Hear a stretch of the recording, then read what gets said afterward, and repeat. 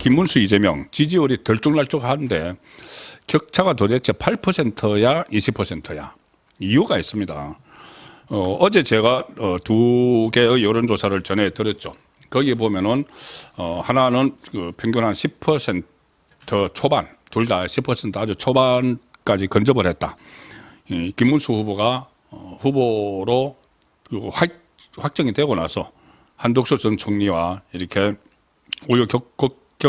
우여곡절을 겪다가 후보로 확정된 이후에 지지율이 상당히 많이 올라갔습니다. 올라가서 10% 초반 이재명과 맹추격을 시작했다는 것을 제가 어제 두 개의 여론조사를 설명을 드렸는데 오늘 두 개의 여론조사가 또 나왔는데 하나는 8% 격차, 하나는 20% 격차입니다. 여론조사 방법 차이라고 바로 이제 느끼실 수가 있을 겁니다. 일단 오늘 그 아시아투데이 의뢰로 한국여론평판연구소 코프라가 지지율 조사 결과를 발표를 했습니다. 우선 이것을 보셔야 됩니다. 무선 100% ARS 방식이다. 기계로 자동응답으로 ARS 자동응답으로 하는 것이죠. 후보를 이렇게 그 교차를 하면서 불러주고 그다음에 그 ARS로 하는데 이게 응답률이 그 직접 전화하는 것보다는 응답률이 좀 낮죠. 자, 그런데 특성이 있습니다. 일단 이 무슨 100% ARS 방식으로 했는데 그 한국여론평판연구소가 지금 7명의 후보가 있습니다. 일단 이재명이 47% 나왔습니다. 47. 그리고 김문수 후보가 39%. 자, 8%포인트 차이죠. 8%포인트. 굉장히 격차가 지금 한 자릿수로 줄어드는 겁니다. 일단 이 조사는. 줄어들었고, 이준석이 8%가 됐고, 권영국 민주노동당 후보, 그리고 무소속으로 나간 한교안 후보가 1% 이렇게 보였는데, 자, 여기서 그 차가 날 점이 하나 있습니다. 뭐냐 하면은, 이 똑같은 조사, 그러니까는 한국여론평판연구소가 아시아투데이 의뢰로 조금 전에 발표한 게 이제 8%포인트가 나왔죠. 이것은 이 조사는 이 후보가 확정이 되고 나서 김문수 후보가 확정이 되고 나서 조사한 조사 그 결과죠. 그런데 9일 지난번 9일이면은 그때 후보 그 확정 문제를 놓고 파행이 일어날 딱 그 시점입니다. 그 시점에 똑같은 코프라가 아시아투데이 의뢰로 조사한 그 ARS 방식 똑같습니다. 100% ARS 방식 때는 이재명이 48%가 나왔습니다. 지금 47%니까는 이제 1%포인트 정도 떨어졌죠. 거의 뭐 변화가 없다고 볼 수가 있는데 그때는 김문수, 한덕수 두 사람이 다 들어갔습니다. 그때 김문수 후보가 20%, 한덕수 후보가 18%. 그때는 김문수 국민의힘 후보, 한덕수 무소속 후보 이렇게 됐죠. 20%, 18%를 따로따로 받았습니다. 자, 그런데 지금 김문수 후보가 됐죠. 한덕수 후보는 출마를 안 했죠. 그러면은 그때 받았던 20%, 김문수가 받았던 20%, 한덕수가 받았던 18%, 이걸 딱 합치니까 38%지 않습니까? 오늘 조금 전에 제가 말씀드린 김문수 후보가 39%라고 했죠. 그러면 이것은 무엇을 의미하느냐? 한덕수 후보를 지지를 했던 이 지지층이 딴 것으로 이탈하지 않고 김문수 후보 지지로 합쳐졌다는 겁니다. 상당한 이것도 의미가 있습니다. 한덕수 지지세가 지금 수치상으로 똑같은 여론조사 기관에서 똑같은 아시아투데이 의뢰를 한 것이죠. 거기서 그대로 옮겨갔다. 한덕수 지지층이 김문수 후보에게 그대로 옮겨갔다는 것이 확인된 것이 저는 상당히 중요한 의미를 갖는다고 봅니다. 이탈을 하지 않았죠. 자, 그리고 만약 이 상황에서 한덕수 전 총리가 정말 김문수 캠프에 참여를 해서 제가 계속 말씀드린 것처럼 이 개헌 연대를 추진을 하고 반 이재명 빅텐트를 치는데 따로 이렇게 활동을 하면은 이것이 두 사람이 시너지 효과를 낼 수도 있는 그 상황이라고 볼 수가 있습니다. 이런 조사도 오늘 나왔습니다. 이 조사에서 자, 자기 대통령은 어떤 자격이 있어야 되느냐 이렇게 물었는데 재미있습니다. 이게 나중에 이제 표심에 영향을 미칠 그런 부분인데 자, 어떻게 생각하십니까? 여러분들께서는 차기 대통령 자격 요건을 어떻게 생각하십니까? 이 첫 번째가 국정 운영 능력이다. 이거 여기는 지금 말씀드리는 이 통계는 뭐 국민의힘 지지층도 있고 민주당 지지층도 있고 전부 다 들어간 겁니다. 일반 국민. 국정 운영 능력이 43%인데 거기에 거의 근접한 수치로 35%가 뭐라고 했냐면은 도덕성과 정직성이 중요하다. 대통령이 되려면은 도덕성과 정직성, 치명적 결함이 있는 인물이 이재명이죠. 자, 그래서 이재명 지지층을 대상으로 국정 운영 능력에서 뭐가 가장 중요하냐. 이렇게 이제 별도로 분석을 해보면은 이재명 지지층은 이 국정 운영 능력이 중요하다. 이게 66%. 도덕성과 정직성이 중요하다는 8%밖에 안 됩니다. 8%. 이재명 지지층도 아는 거죠. 이재명의 도덕성, 정직성이 얼마나 믿을 수 없는 건지 아는 거죠. 그래서 국정 운영 능력이 이재명이 낫다. 이렇게 해서 응답을 한 건데 국정 운영 능력 과연 그럴까요? 이재명 경기도 운영을 하면서 성남시 운영을 하면서 전부 다 사리 사욕 지금 그것들 때문에 전부 재판받고 있죠. 그런데 성남시 시정, 경기도정 그렇게 엉터리로 했는데 그게 국정을 한다고 제대로 하겠습니까?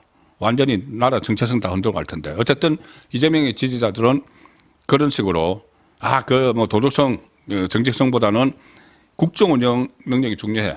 이렇게 이제 지지의 명분을 찾는 것이죠. 반대로 김문수 국민의힘 후보 지지한다는 응답은 그 지지자들은 도덕성과 정직성이 가장 중요해. 63%가 그렇게 뽑았습니다. 이재명은 도저히 이 어떤 도덕, 청렴, 정직 이거하고는 거리가 멀다는 것을 김문수 후보 지지자들은 그렇게 중요하게 생각을 하는 것이죠. 그러면 이게 앞으로 양쪽에 어느 쪽으로 찍을지 결정하지 못하고 있는 부동층이 저는 아직 상당히 많다고 보는데 거기서 과연 정직성, 도덕성을 어떻게 평가를 할 것인가.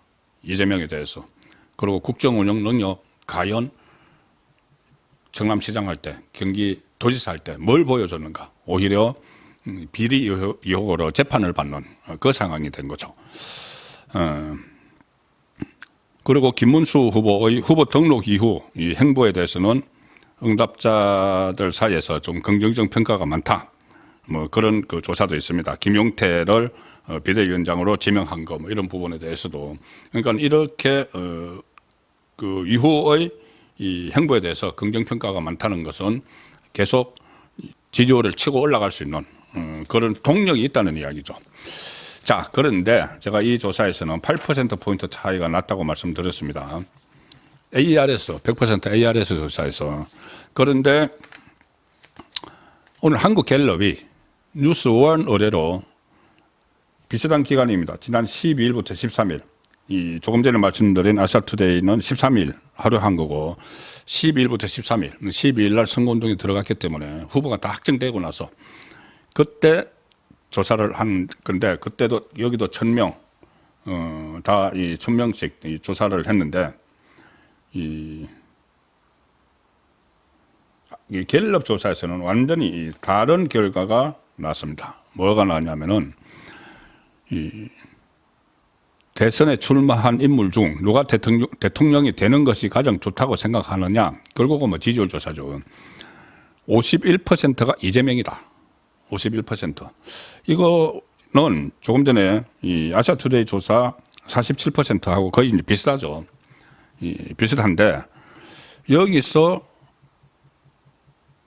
51%가 이재명인데 김문수 후보를 지지하는 사람은 31%로 나왔습니다. 31%. 조금 전에 그 아시아투데이 조사에서는 39%죠. 거의 뭐 10%, 8% 차이가 이렇게 났습니다.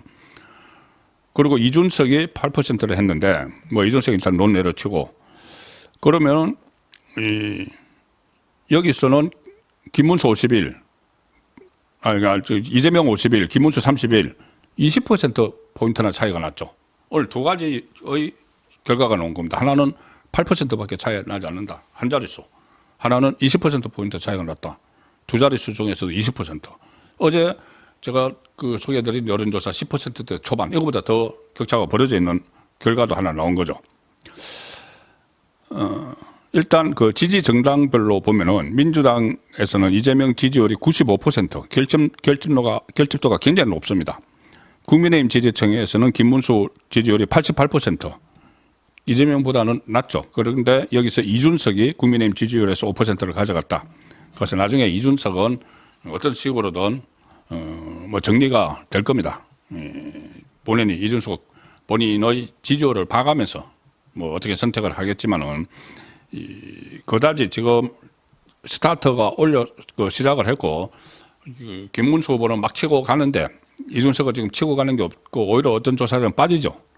원래 이 국민의힘 지지층에서 국민의힘에서 후보 선정 문제를 놓고 논란이 일어나니까 이준석에게 잠깐 갔다가 다시 빠져나옵니다. 그래서 이준석은 지금 동력이 지금 떨어진 상태죠. 이것보다 더 올라갈 게 없습니다. 자, 그래서 어쨌든 왜 이 8% 한쪽은 20% 차이가 났을까? 갤럽은 항상 여론조사를 할 때 ARS가 아니고 전화 면접원이 직접 인터뷰를 하죠. 인터뷰를 합니다. 그래서 서로 이제 조사 방식이 다릅니다. 이 8% 차이가 난 여론조사는 ARS 자동응답 전화로 이게 기계가 물어보고 대답을 하죠.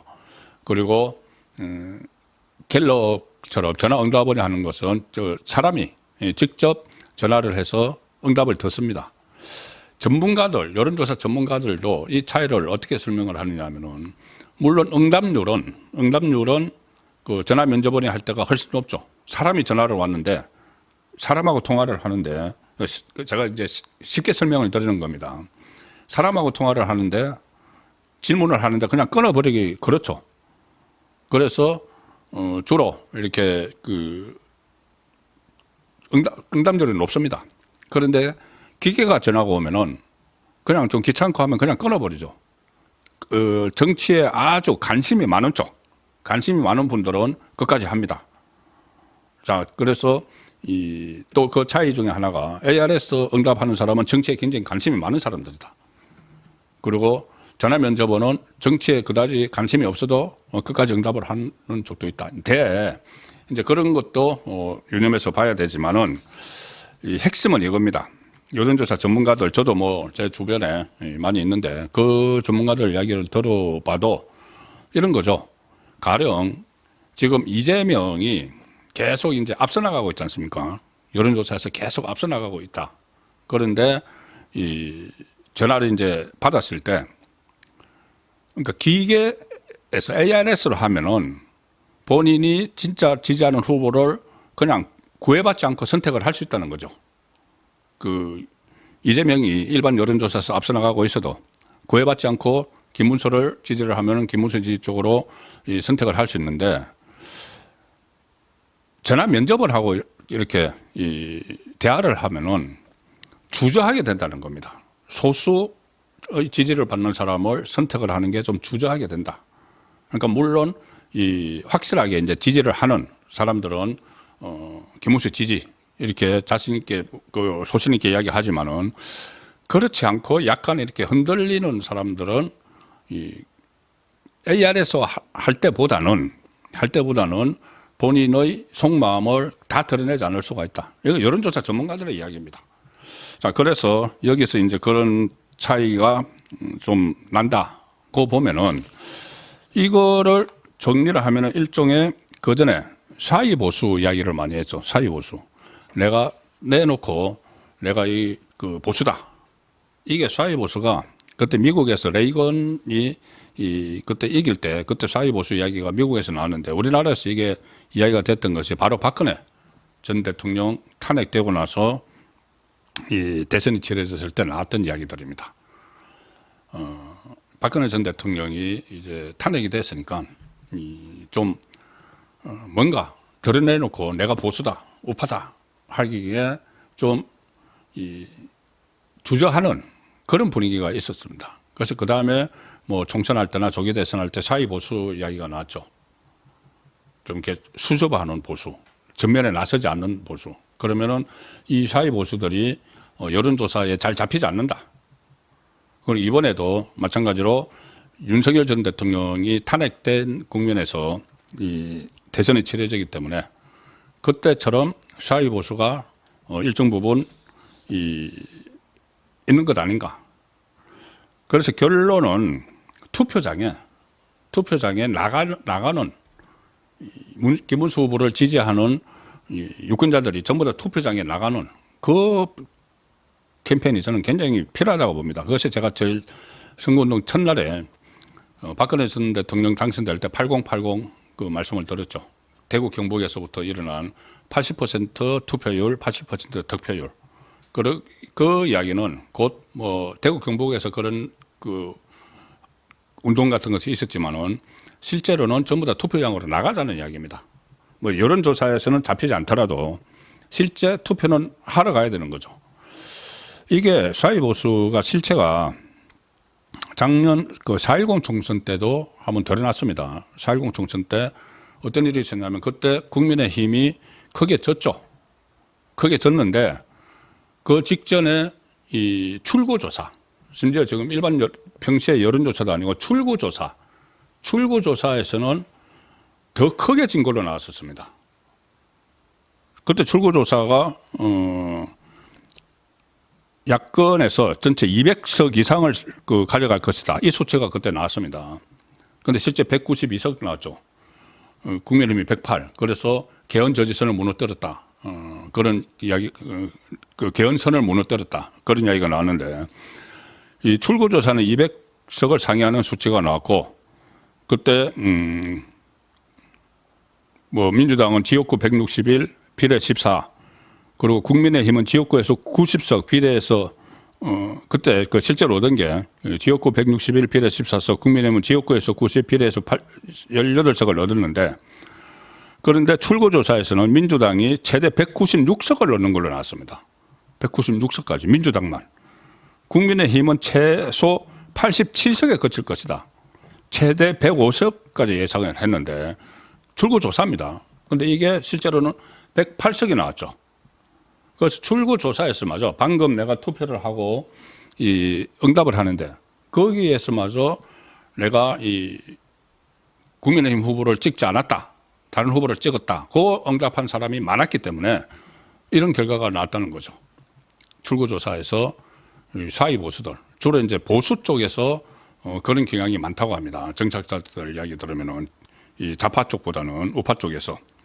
그래서 대개 여론조사를 실시하면은 응답하지 않는 다수가 있는데 그 사람들을 이제 사이족 이렇게 부르는데 뭐 대체로 우파 성향의 유권자들 중에서 그런 사람들이 많기 때문에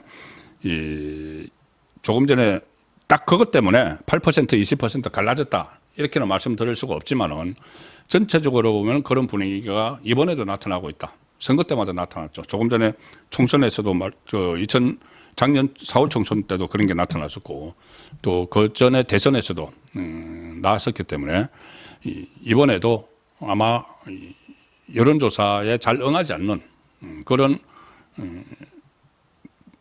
보수 유권자들이 많이 있을 것이다.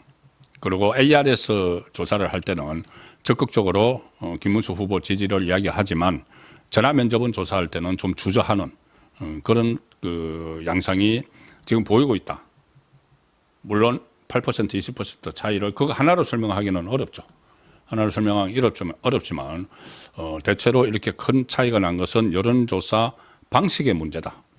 그 설명을 드릴 수가 있습니다. 자, 그렇다면 결국은 투표장에 다 나가는 이재명의 집권을 저지하기 위해서 가장 확실하고 분명한 방법은 이재명이 집권하면 안 된다고 보는 유권자들이 투표장에 가서 한 표를 행사하는 것이죠.